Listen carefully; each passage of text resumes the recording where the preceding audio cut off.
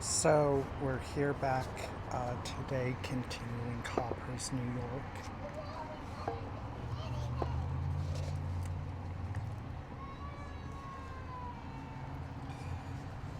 After I took up etching, my paintings seemed to crystallize. Hopper consolidated many of his impressions of New York through his prints, a practice he began shortly after he moved into a studio on Washington Square. He dove headlong into the medium for over a decade, procuring a press and spending much of his studio time drawing on plates, especially between 1915 and the early 1920s. His experience with printmaking was critical to his development in several ways. First, it forced him to work in black and white, which encouraged him to explore the light and shadow to dramatic effect. Making etchings also required him to learn inking and wiping techniques, processes that involve both additive and reductive work, an approach that he would refine in his painting techniques over time. Finally, printing allowed Hopper to distribute his work widely, just as his illustration work helped to get his images into circulation. Hopper received his first significant critical attention as a printmaker, and it was through his work in this medium that he honed his skills in representing a range of urban subjects through a distinct formal voice. Already Hopper understood the power in eliminating detail to create subjects that could be both anywhere and nowhere. He explained to a print curator, Carl Ziegrosser, I find in working always the disturbing intrusion of elements not a part of my most interested vision, and the inevitable obliteration and replacement of this vision by the work itself as it proceeds. While Carmine Street, the top work, presents the bustling Greenwich Village Street just southwest of Washington Square Park, a corner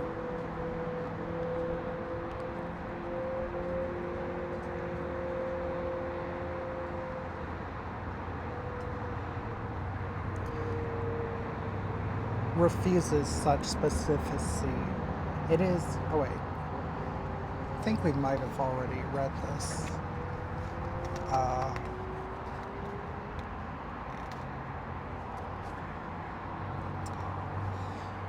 Hopper found another critical vantage point, albeit of an entirely different kind, even closer to home.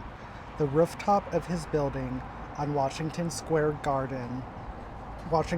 North, provided a steady perch where he could retreat directly from his studio to take in the uninterrupted 360-degree view and study the intricacies and idiosyncrasies of the built environment.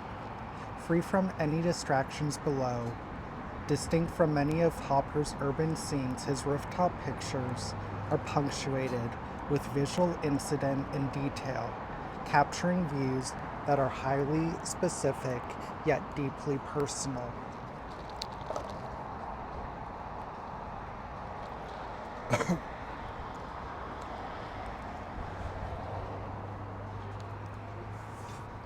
Hopper's roof became a key site during the early 1920s. His second decade living and working in his Washington Square studio residence, the prints, sketches, watercolors, and paintings he made seemed to revel in the humble rooftop's distinctly unmonumental and utilitarian character. Unlike often adorned building facades, rooftops were not meant for show. Nonetheless, their crude repetitive geometries inspired Hopper's exploration of compositional strategies and subject position,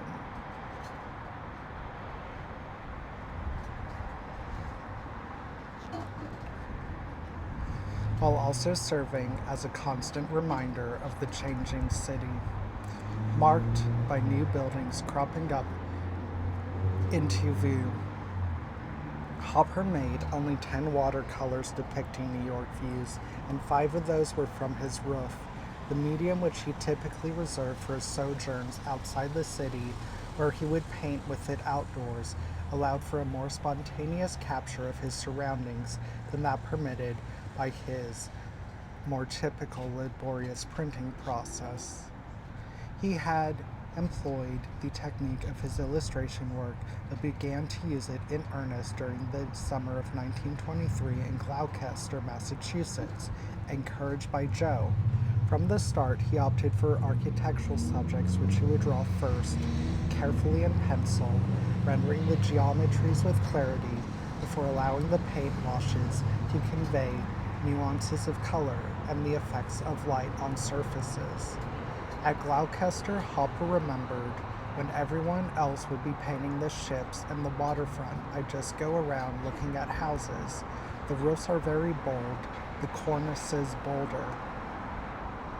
His first rooftop watercolor, Skyline near Washington Square, picked up his fascination with the intermittent protrusions of buildings across the uneven skyline that he earlier caricatured in Rooftops of Ferry Slip. The humor of these uncultured structures, writers Forbes Watson remarked of such works, seems sometimes to have been the whole reason for the picture.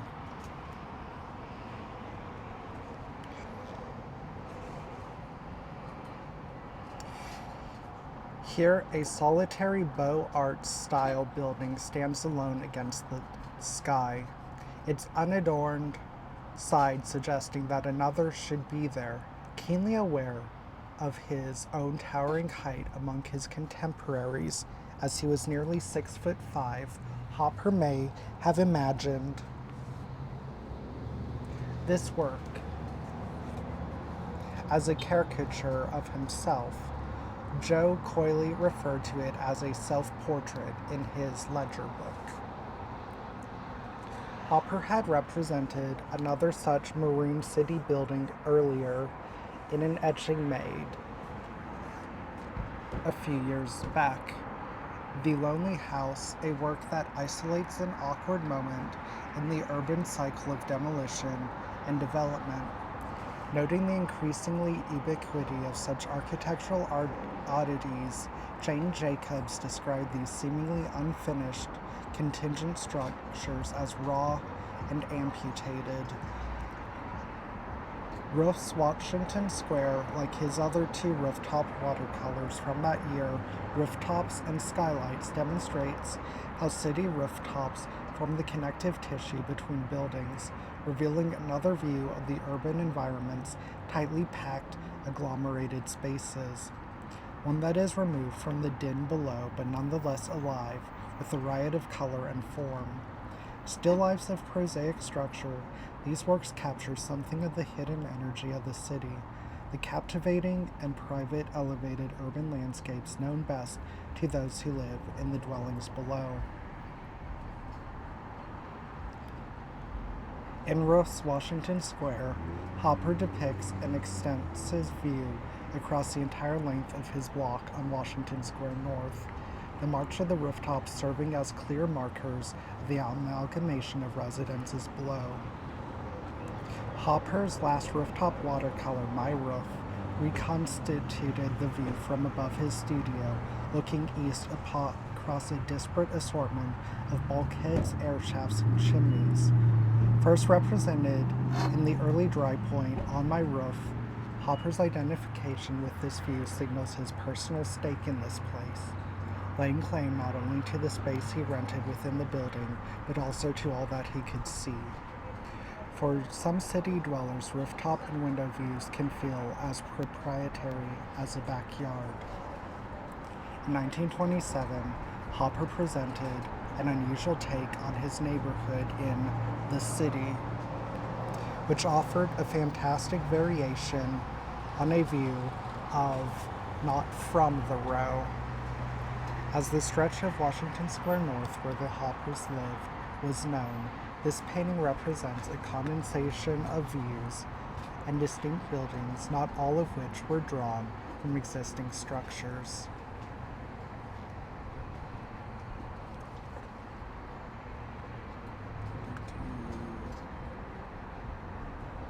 During the late 1920s and early 30s, Hopper's exploration of New York architecture reached a fever pitch. As he had begun to explore overtly in the city, Hopper recognized the potential within the cacophony of architecture. So the painting you're looking at now is not by Hopper, but it is of Washington Square, painted in 1928 by John Sloan.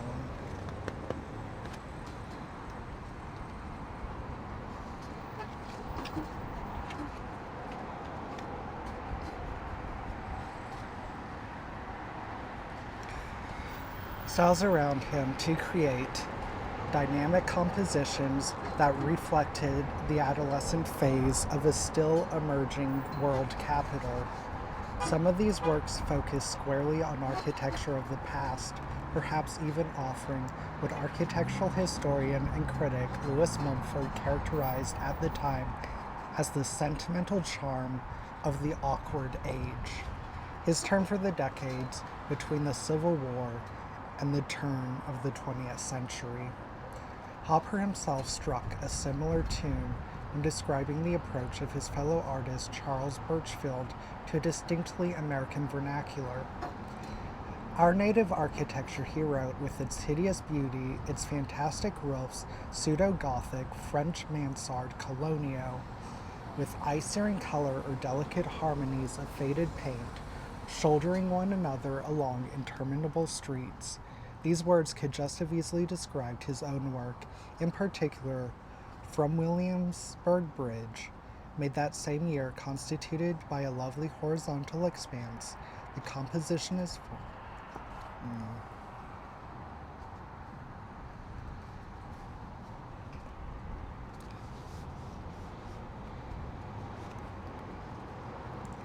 I'm not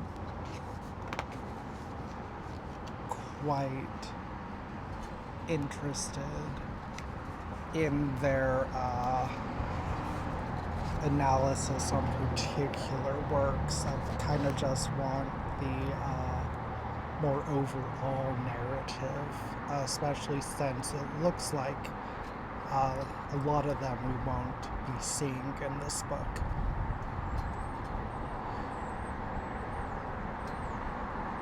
Hopper's contrarian take on the contemporary city became a recurring subject in the critical reception of his work around 1930.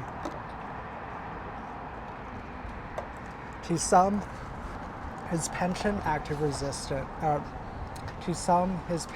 for outdated, low-slung 19th century buildings demonstrated a conscious act of resistance, and his turning away from the present did not go unnoticed by his contemporaries. In fact, it was widely lauded. Critic Edward Alden Jewell reflected in the New York Times, the quest of those fast disappearing houses of an earlier generation, distinguished by mansard, dormer, turret, and Legion gingerbread, has put us manifestly in Hopper's debt. Guy Penne Du Bois famously wrote that the New York of his friend Hopper is one that people with a restless need for change have overlooked. It is a part of its backwaters, untouched by the swift current of the main tide. His realities are in the paths of his youth. Hopper's embrace by the Museum of Modern Art, with a retrospective in 1933, followed on the heels of the Young Museum's groundbreaking exhibition the previous year that defined international style, a coincidence that perhaps prompted director Alfred H. Barr to observe of Hopper. His indifference to skyscrapers is remarkable in a painter of New York architecture. Forbes Watson added, through that hysterical period of American art when the first rush to be modern took place, Edward Hopper stalked, a quiet, slightly sneering, silently honest figure of obstinacy. Between the late 1920s and mid-1930s, At that same time that he was producing his horizontal canvases, inspired by city architecture, Hopper made several paintings that thematized New York windows. The city's imbrication of public and private became one of Hopper's most generative tensions going forward, and the window his most enduring symbol, capturing views that simultaneously represent both the interior and exterior of residences and other buildings.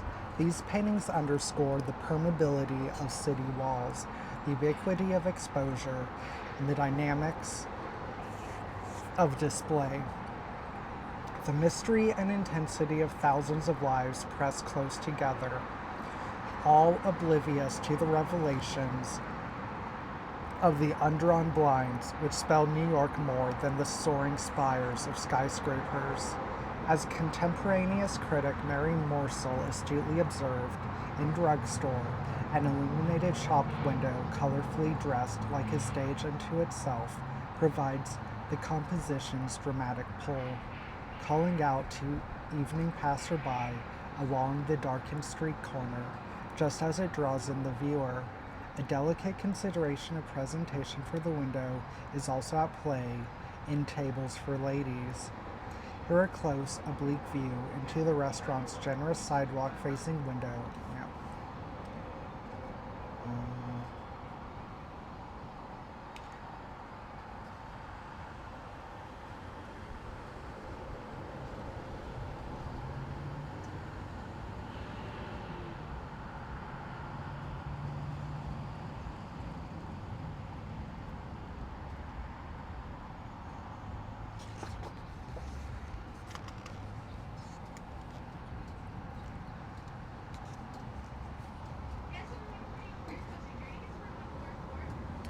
Hopper was keenly aware of the limitations of window watching. You can't go out and look up at an apartment and stand in the street and paint, he once noted, but many things have been suggested by the city. By the late 1920s, Hopper had adopted a manner of working that he continued to refine over the next decades, one that involves sketching potential settings or details from the fact, as he would describe it 2 decades later, then combining these elements into composites that might be said to represent a typology of places, a cafeteria, a theater.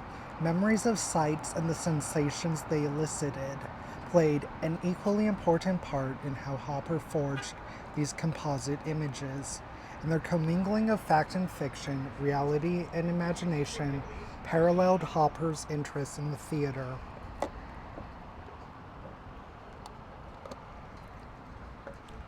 Indeed, Hopper utilized his studio as a sort of theater itself, employing as his sole model Jo, whose background in acting as a member of the amateur Washington Square Players troupe contributed to her role. Early figure sketches for these paintings clearly reveal Jo's facial features and body, even as Hopper transformed these initial renderings in the final paintings. It doesn't look anything like her usually, Hopper explained, to which Jo added, and he always wants me to do something that's anatomically impossible.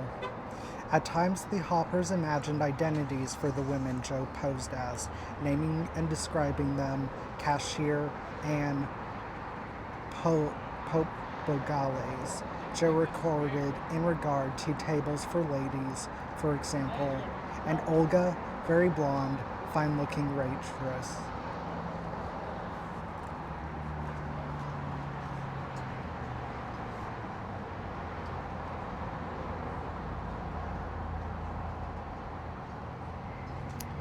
Of course, this is one everyone would recognize.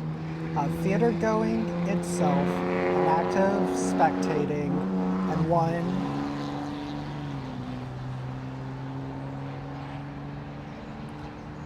Practically synonymous with New York as a cultural hub, had long been an important subject for Hopper, whose solitary figure in the theater prefigured later paintings in which audience members, not the action on stage, were the objects of his gaze.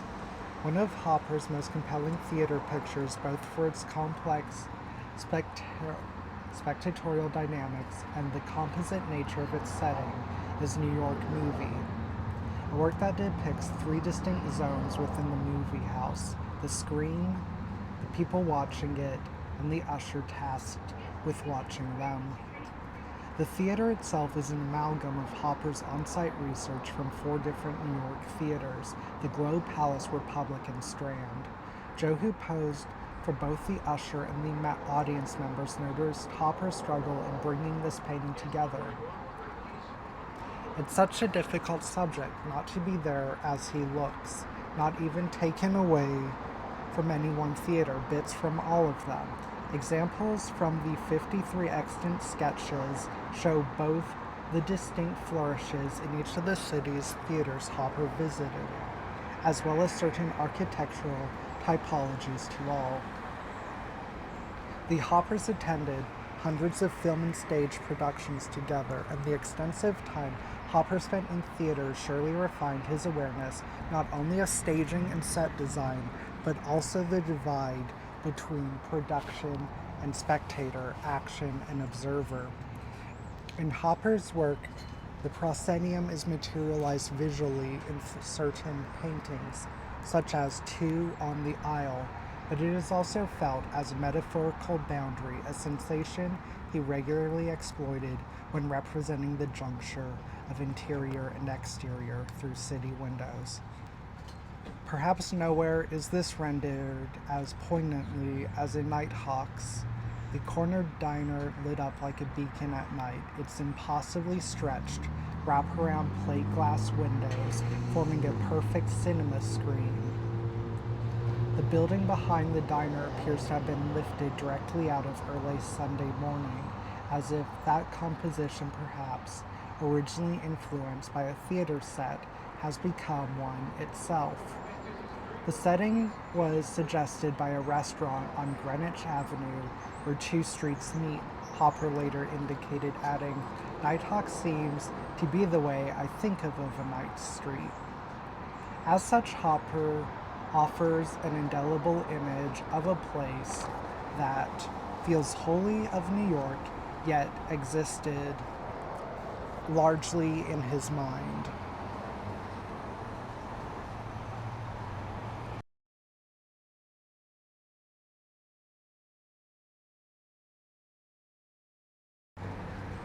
There was a time when I worked directly from, I call it the fact, some call it nature, but I do that very seldom now.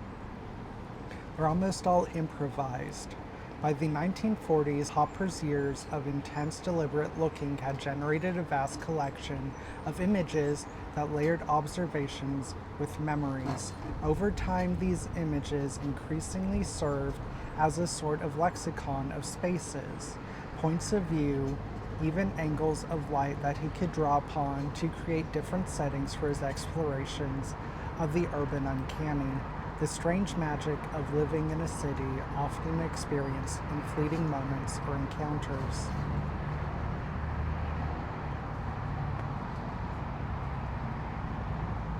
It was at this time that Hopper became involved with the short-lived journal Reality, which sought to counter the rising tide of abstraction for art based in the real world.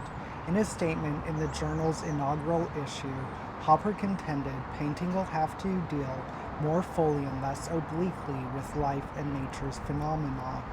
In fact, Hopper occupied an ambiguous position within the Reality cohort.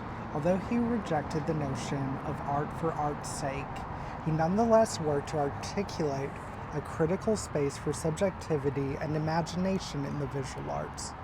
The journal he kept during this time, simply titled Notes on Painting, reveals how he struggled with language to describe his aims, with sections drafted and rewritten again and again.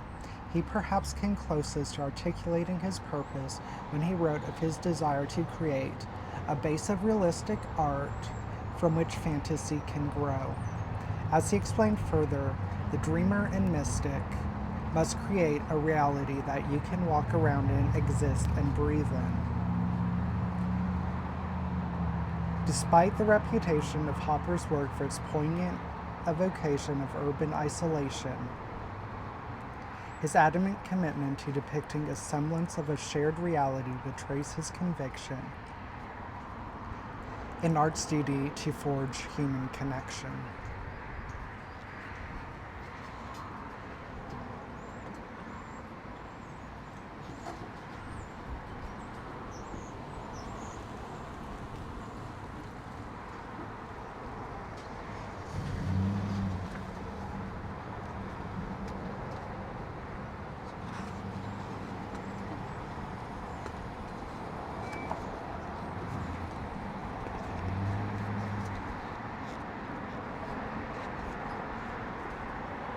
This looks like some pictures of the studio.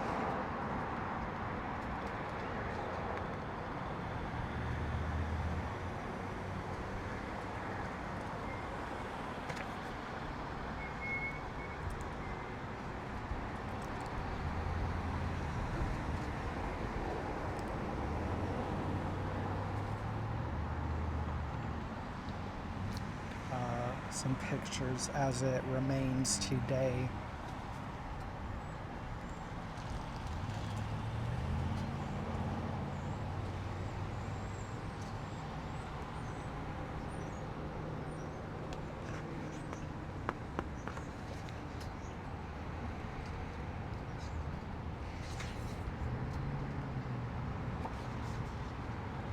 Looks like another artist's rendition of Washington Square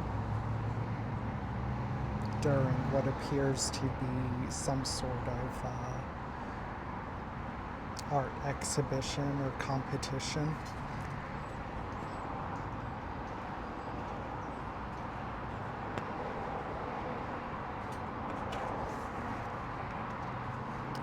Some of Joe's work.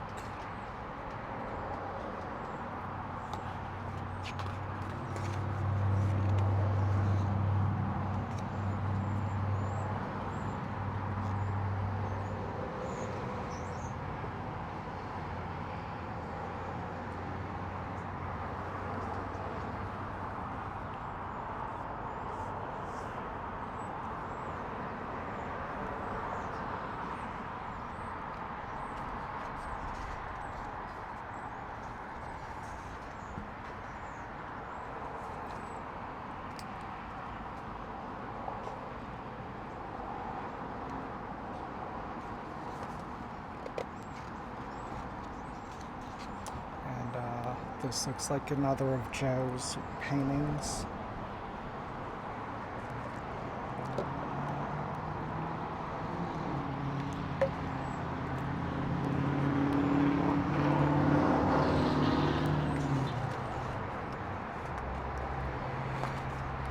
I don't know.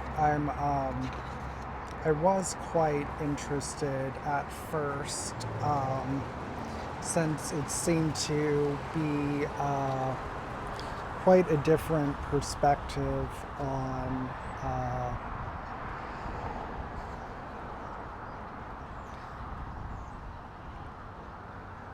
on the take, since it focused on drastically different things and found out aspects of his early career that were barely touched on in the other book. But I'm increasingly growing very less enamored of reading through this. It's just really not what I signed up for. So this is Drugstore, 1927.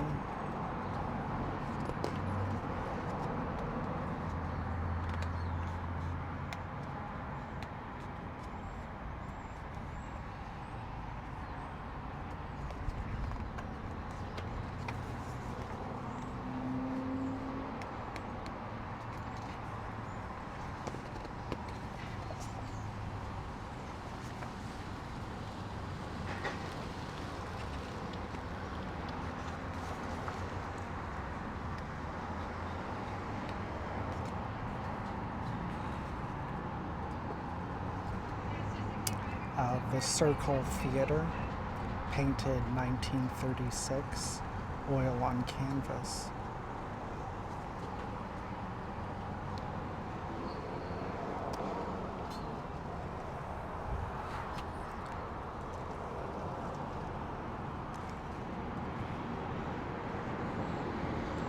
Well, maybe I'll read this section since it's about the painting on the page. Hopper, in one of his most silent works, Sun in an Empty Room, shows us nothing and simultaneously everything about the drama of how his work is constructed. No oblique view into a tightly defined space, a beam of light come to rest on the wall and floor, a corner sharply defined by shadow, a single hung window revealing a splash of verdant green. The dynamics of light in a room can change everything. It's thought that Johannes Vermeer staged the majority of his intimate genre scenes in just 2 rooms, furnished with reoccurring props. Subtle details are repeated, such as the pattern and position of a window casement or the finial of a chair. As with Hopper, the atmosphere is directed by the qualities of light: sharp, diffused, reflected, refracted.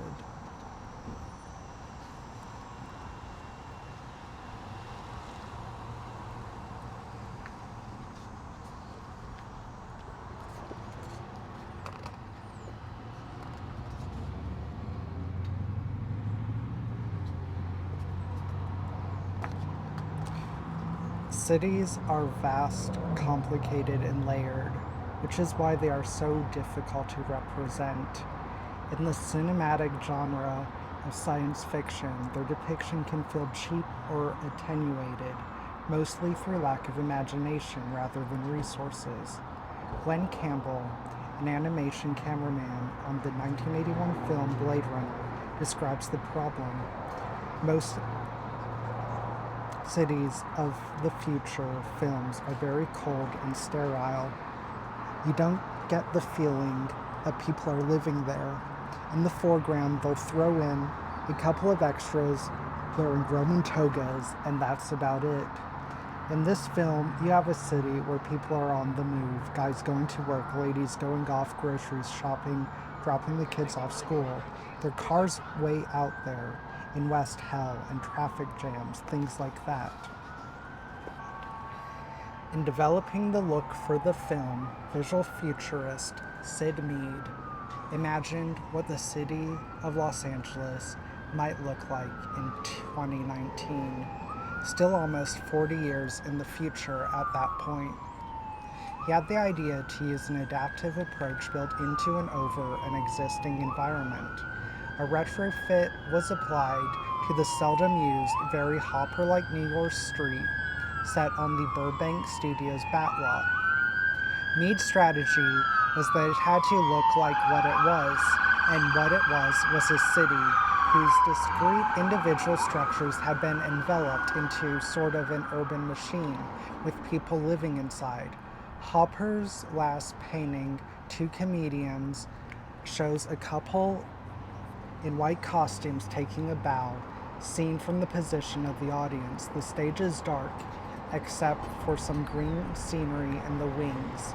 The apparatus of the urban machine has withdrawn, revealing perhaps this gesture of reciprocal gratitude. As artists, we all perform moments of fan fiction, quoting and elaborating on the works of others, creating worlds within worlds, or like Mead's vision of a city, adapting and building on a rich, crumbling foundation of ideas.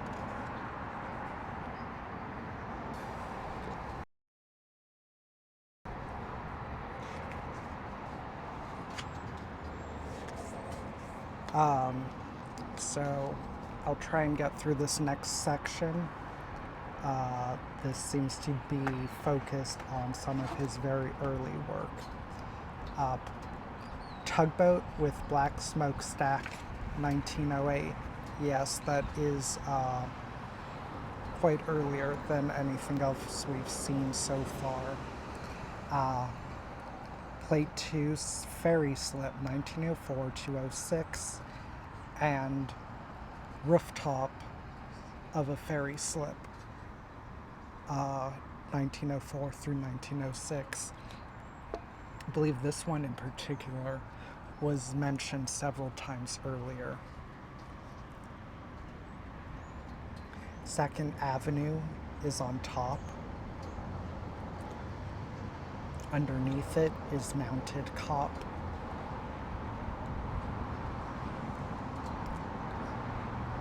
Two Studies, Man Seated on a Park Bench and Ship at Sea is on top.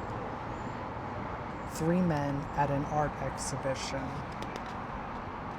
And those were both before 1905.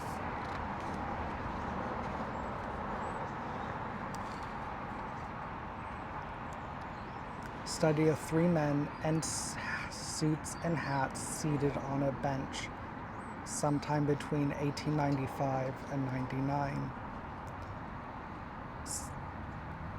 Moving Train, 1900. Sketches of a Lagarde, 1899. Which, I guess those are all from his, actual childhood, since I think the book said he started attending art school in 1907 or 1908. The L Station, I believe this one has also been mentioned several times. Oh, and this one we read about today, the solitary figure in the theater.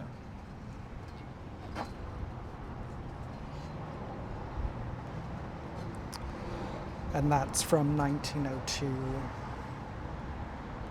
Group of musicians in an orchestra pit. 1904 to 1906, oil on canvas. Ibsen at the theater, 1900. Two Studies, Women with Opera Glasses and Woman's Head, 1906 to 1907.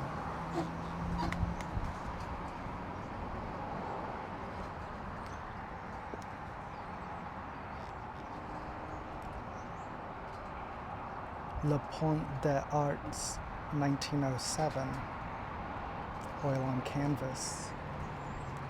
This is Blackwell's Island, 1911. I believe, I think the one in the other book was slightly different. I thought there was like a bridge in the middle of it. But it might be the same as one of my favorites from the other book. But I had thought in that book that was from his trips in Paris, but this is, I believe the book said underneath the Brooklyn Bridge, or one of the bridges in New York City. This is the Queensboro Bridge.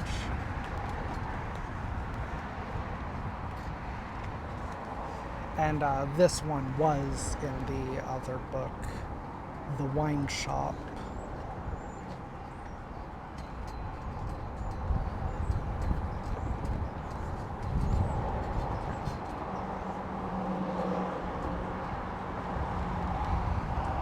New York Corner. Self-portrait from 1903 to 1906.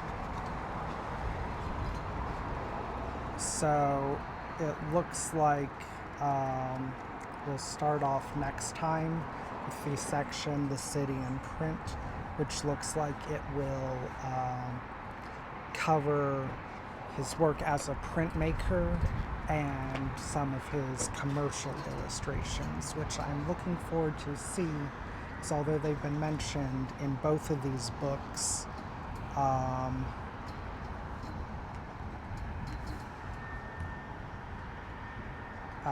I don't believe we've seen any thus far.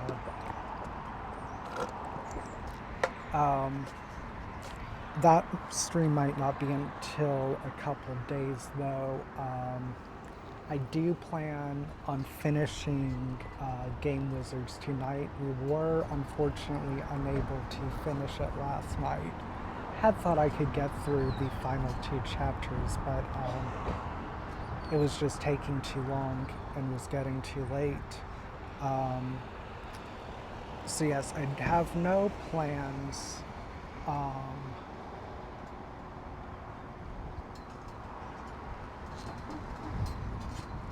uh,